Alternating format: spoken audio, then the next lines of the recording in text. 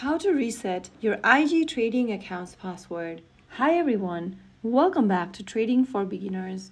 If you're trying to regain access to your IG trading account but you don't know or remember your password, here's how you can reset it. First of all, launch open the IG trading application on your smartphone, and once you're inside this login screen, tap on Forgotten Your Details at the bottom. Now, go ahead and enter your email address that is associated with IG trading. Once you do that, click on Submit. An email has been sent to you in the provided email address, so open up your email service provider's inbox and you'll receive an email from IG. Open it up and click on Password Reset. Once you do that, you'll be taken to the Password Reset page where you can easily reset your password. Go ahead and enter the new password you want to change to and go to the next field and enter the password once again. Finally, click on Set Password and you have successfully reset your password on IG Trading. You can now get back to the login screen, and whenever you try to log in, make sure to enter the newly updated password and then your email in the login area.